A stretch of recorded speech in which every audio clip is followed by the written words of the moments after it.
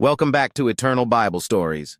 In our last episode, Joseph's brothers came to Egypt during a great famine, not knowing they were bowing before the brother they had once betrayed. Now, with Simeon imprisoned and grain running out, the family must face their past once more. This is the story of Genesis chapter 43, the second journey to Egypt, a brother's pledge and a ruler's grace. Now the famine was still severe in the land. So when they had eaten all the grain they had brought from Egypt, Jacob said to his sons, "Go back and buy us a little more food." But Judah reminded him, "The man warned us solemnly, 'You will not see my face again unless your brother is with you. If you will send our brother with us, we will go down and buy food. But if you will not send him, we will not go." Israel asked, "Why did you bring this trouble on me by telling the man you had another brother?" They replied, "The man questioned us closely about our family. We simply answered his questions. How were we to know he would say, 'Bring your brother down here'?" Then Judah said to his father Israel, "Send the boy with me and we will go at once, so that we and our children may live and not die. I myself will guarantee his safety. You can hold me personally responsible for him. If I do not bring him back, I will bear the blame before you all my life."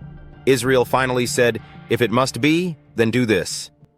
Take some of the best products of the land in your bags: balm, honey, spices, myrrh, pistachio nuts, and almonds. Take double the amount of silver, for you must return the silver that was put back in your sacks.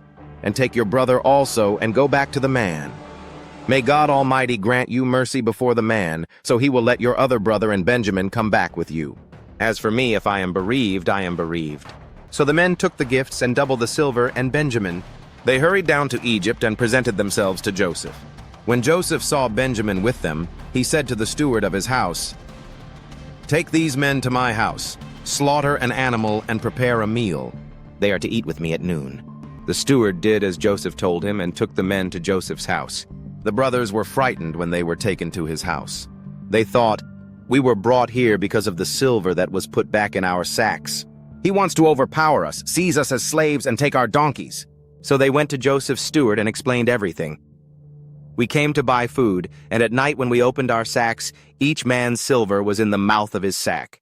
So we have brought it back, along with additional silver to buy more food. We don't know who put our silver in our sacks." The steward replied, "Don't be afraid. Your God, the God of your father, has given you treasure in your sacks. I received your silver." Then he brought Simeon out to them. The steward took them into Joseph's house, gave them water to wash their feet, and provided fodder for their donkeys. They prepared their gifts for Joseph's arrival at noon, for they had heard they were to eat there. When Joseph came home, they presented their gifts and bowed before him. He asked about their welfare and said, "How is your aged father you told me about? Is he still living?" They replied, "Your servant, our father, is still alive and well." They bowed low to pay him honor. As Joseph looked about and saw his brother Benjamin, his own mother's son, he asked, "Is this your youngest brother, the one you told me about?" And he said, "God be gracious to you, my son." Deeply moved at the sight of his brother, Joseph hurried out and looked for a place to weep. He went into his private room and wept there. After he had washed his face, he came out and controlled himself. Then he said, "Serve the food." They were seated before him, the brothers in the order of their ages, from the firstborn to the youngest. They looked at each other in astonishment. Portions were served to them from Joseph's table, but Benjamin's portion was 5 times as much as anyone else's. So they feasted and drank freely with him. And so ends this chapter of cautious return, sacrificial promises, and surprising grace. A family still in the shadows of the past, yet slowly moving toward reunion and revelation. If this story reminded you of the power of responsibility, mercy, and restoration, please like the video and subscribe to our channel for more timeless Bible stories brought to life. We'll be back soon with the next episode, as Joseph sets one more test for his brothers. Until then, may the eternal word guide you.